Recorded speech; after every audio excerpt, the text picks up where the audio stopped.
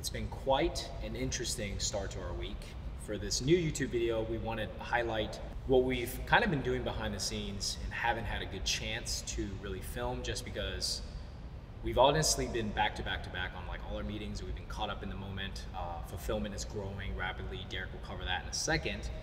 But one thing we'd like to talk about is this opportunity that we've been given that we hoped we would be able to receive about 8 months ago, which is we are now in charge of full product development for one of our clients. And I think just being able to provide our clients with so much value over the course of the months, just for free, giving our unsolicited advice, that's when people are starting to see more value in us, and it just made more sense for our clients to come to us for product development.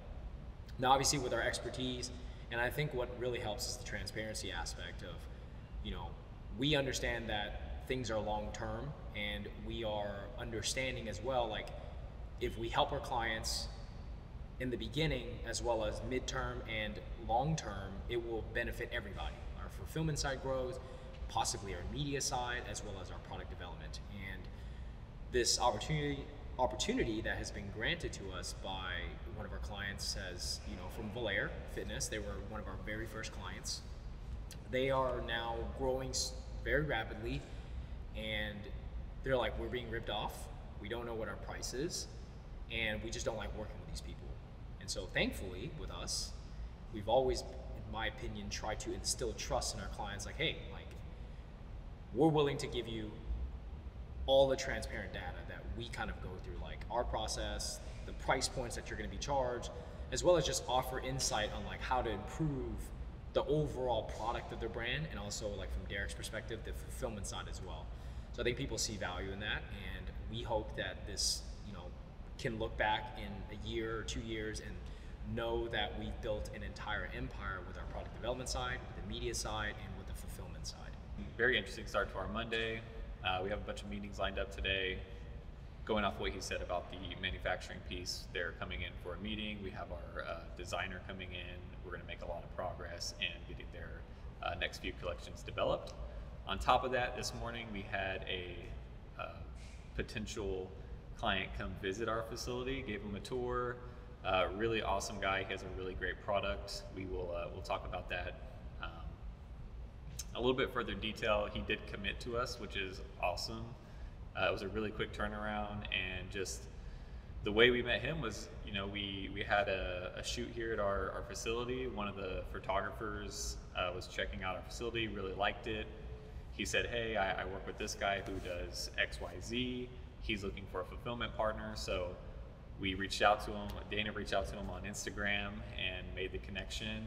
And a week later, he's in our facility and pretty much committed to using us. So it's pretty crazy how stuff like that works, right? Like the referrals and things we've gotten, it's all been very organic and very kind of crazy. And just to sit back and think about how it all works is really awesome. And we're very fortunate to be in the position that we're in, and have these types of people that have these types of eyes on us, essentially. So yeah, he came in, and he will be we talked about it, and he's going to be our last client for the year. We had a goal of 15 clients we set at the beginning of the year, and we are at 14 with him. So we feel like that's a good space for us capacity-wise. We don't want to overboard ourselves. So him being the 14th, yes, our goal was 15, but it makes sense to kind of cut it off for here, or cut it off at 14, and just focus on efficiencies, organizing, and really fine-tuning our processes, and making sure we can handle the volume that all of our clients are potentially going to scale to over the next coming months. But man, we're really excited to be in the position to say, hey, we're done with clients. Obviously, we're not done on the manufacturing piece. We'll start growing that. The media piece, we'll start focusing on that. But it's crazy to think that just 9 months ago, we were just here with an idea with one potential client, and now here we are with 14 clients, which is kind of crazy. You always envision yourself having that one meeting that will you feel like will set you up for life? We got a great week ahead of us. Austin and I are traveling to Toronto at the end of the week. One of our friends who has a distribution center in Canada, so we're gonna meet with him, check out his facility, and just kind of bounce ideas off of each other. And I think that's the great thing about a lot of people in our network is that we're all very open with our processes, and we don't mind helping each other. Even someone who essentially is a direct competitor of ours, he's just in Canada, but always open to giving us advice. We're always open to giving them advice, and I think that's really what a lot of entrepreneurship is about, is helping fellow entrepreneurs with their journeys or questions, and how they can better their businesses and stuff like that. So we'll shoot some content of that. We'll show you all how that goes, and yeah, we'll get to it. Thanks. Got Gucci. We need to hop into a meeting. Yeah, we did not have another meeting. Man. Meetings, y'all. Hi. Dakota is working part-time with us right now. Mm-hmm. She's helping us stay organized with our project management and manufacturing. It doesn't matter. She's working part-time for us. Yeah. She can work 2 jobs. Yeah. She can work 2 jobs. Yeah, I'm out here getting experience, you know? No, she's gonna come. She's gonna help us honestly stay organized and help us a lot with a lot of things. So we're excited to have her. I'm only in this because I started with Dereck in the first place. So circling back, Hey. back to my roots. Back to your roots. Back to my roots. You like that? Yesterday, Yeah. we got an amazing news for an email that we have successfully acquired the client that we were hoping to get. And all it took, guys, was a DM. So sometimes you just shoot your shot. You shoot your shot. You never know where that DM may get you. And it got us that client just because we were like, fuck it. Every time people come in here, they're like, "Damn, why are all y'all jacked?"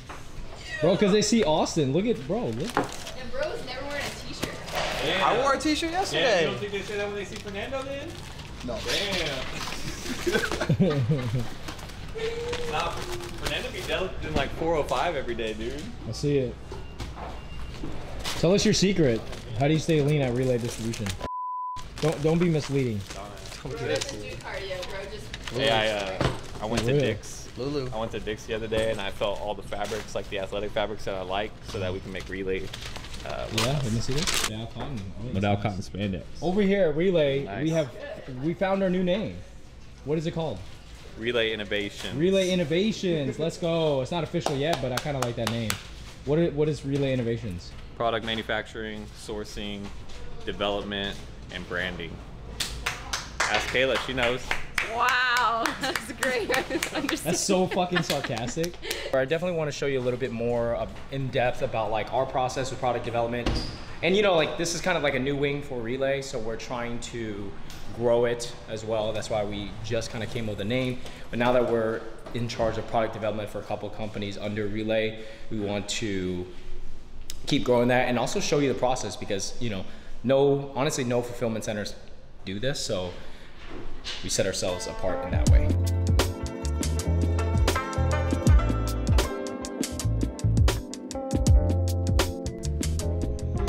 Just running into issues basically, but I feel like that's normal, and the issues that we're running into are issues that I'm almost like I'm okay running into, because there could be way worse issues. Yeah.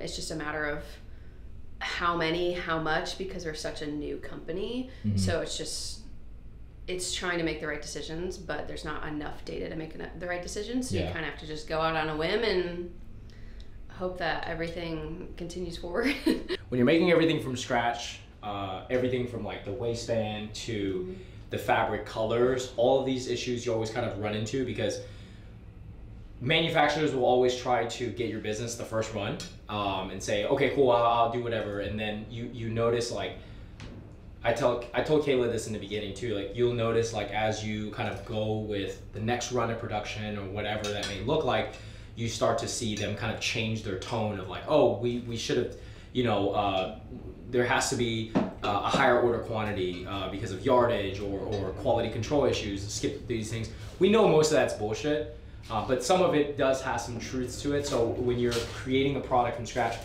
and you're running into these issues with manufacturers kind of telling you these things, sometimes on your side you do have to be realistic of like the production. Things happen. There has to be a certain yield of like minimum order quantity to avoid these quality control issues, since they kind of make everything on like inline machine and yada yada. So always factor these things in of manufacturers changing their tone of like as you progress with their business. And this is why it's important to establish a very good relationship. Sturdy, right? Be very stern, but also like, you know, be understanding with your manufacturers. Good morning from Toronto, Canada. So we are in Toronto this weekend for, my wife is an event planner. She plans a bodybuilding show. They're hosting a show here. So I help her run production for the event. Austin does media, so he's here with me. And I think you guys know us by now. We don't miss an opportunity to kind of network. One of my good friends, he lives here. He owns his own distribution center, owns his own manufacturing company. He does a lot of similar things that we're actually doing with Relay. So it seemed like a great opportunity for us to go visit his warehouse, you know, bounce ideas off of each other, and also record a podcast. So we're gonna go record a podcast and check out his facility. So let's get started.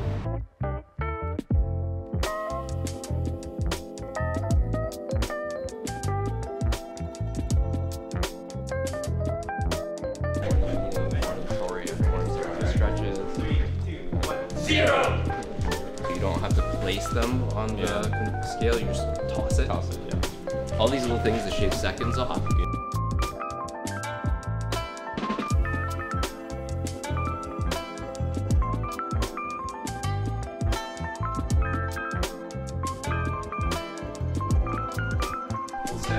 You got your master shirt on. Yeah. Perfect for this.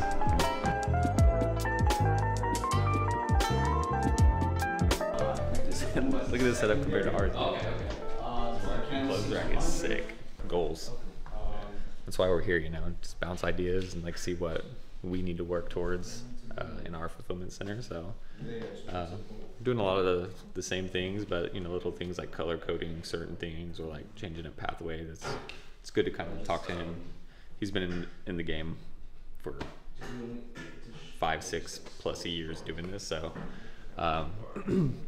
it's just good to see like what, you know, it's not necessarily a huge like corporate fulfillment center, right? It's somebody like who's doing similar to us, but just a little bit ahead of us. So really good to kind of see what we need to work towards. So we back. And welcome back.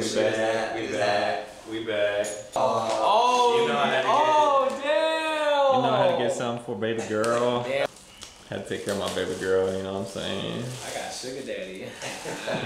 Damn, this is fire. I know, I wanted to keep that hat, I'm not gonna lie. Rate the quality. Rate the quality. Yeah, let's break it down. Break it down. Break down. Yeah, business expense. OVO. So normal cotton, I kind of like this like vintage feel because it feels like, almost like a t-shirt. Simple construction, you know, nothing too crazy, like a $4 or $5 hat.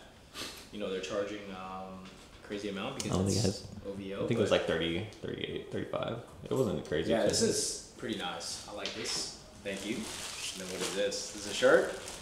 Yeah. Damn, you not only wear black t-shirts, I've been wearing a gray one. Bro, they didn't have the shirts with the owl. Hey, they this ran is out. pretty nice. They were out of stock. It's pretty nice. Is essential. Is it? You can't dry it though, because it's gonna. You can't dry it. It's gonna shrink. What's the fabric? Comb cotton, 245 GSM. It's like a 245. It's got some good cover stitch on it. Wouldn't know his stuff. Yeah, dude. It's actually pretty nice. Just by touching it. Yeah. That was the weight. Yeah, 100% comb cotton. Pretty nice. And they go like the thicker route. You know, normal cover stitch to stretch here. Not bad. It's good. It's pretty nice. Thank you, bro. This is dope. Got back from Canada. Was a great trip. Obviously, we were there for you know, my wife and to support her and the things that she does. But of course, like I mentioned, didn't miss an opportunity to connect and meet with people in the industry that are doing the same thing we were doing.